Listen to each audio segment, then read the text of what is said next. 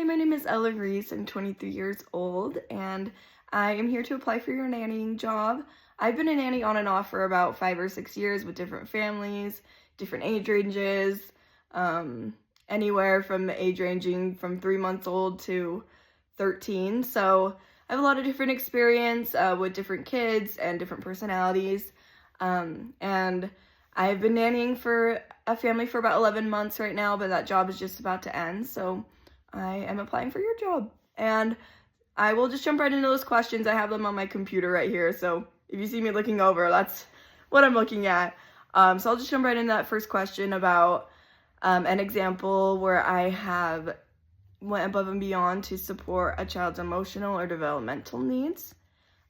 So I am currently studying to be a speech language pathologist, and a lot of the courses I take focus on childhood development, and I've taken special education courses, and a lot of them focus on how to help people through different situations and children through different situations. So an experience that comes to mind kind of focusing on those skills, I was nannying for a family about 2 years ago, and the youngest girl and the oldest boy, he was about 10 at the time and she was about 3.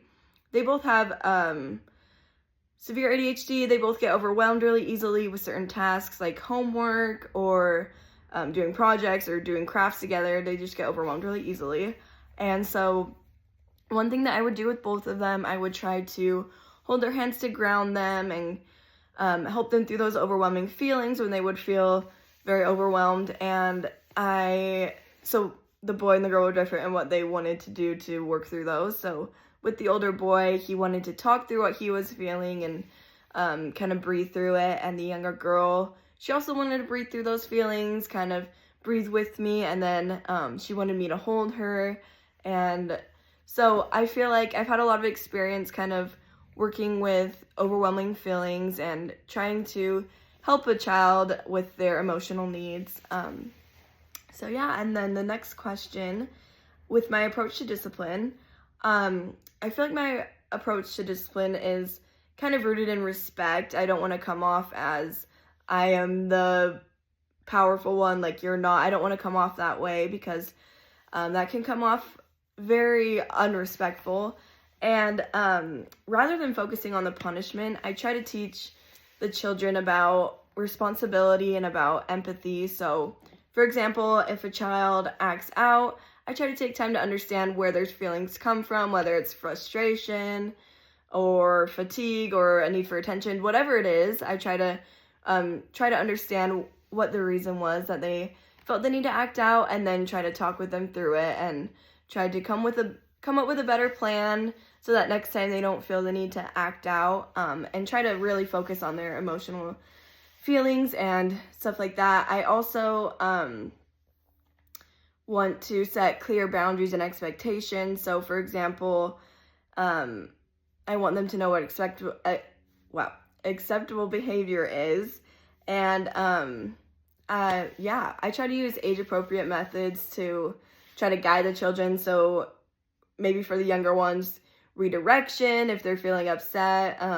But for the older ones, try to come up with natural consequences and stay calm, and have a respectful conversation with them if the time comes up. And yeah.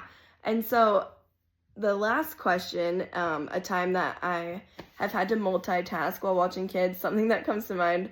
The family I'm currently nannying for has a 4-month-old and a 22-month-old. So 2 under 2, there's a lot of things going on all the time. And recently I was nannying them, and the baby was really fussy because she was hungry, and then the little boy just had a major blowout. It was literally the worst timing. And so multitasking that, I put the baby in her swing right in front of me so I knew what was going on, and then I tried to sing to the baby and the toddler at the same time and change the toddler's diaper. And then once I was done with that, I was feeding the baby and then also talking to toddler, asking her questions about different colors or I think we're asking what animals make certain noises. So yeah, there was a lot going on in that situation, but that's just an example of how I've multitasked watching certain younger kids. And yeah, so thank you so much. I hope that I hear back from you soon, and I hope that you have a wonderful day.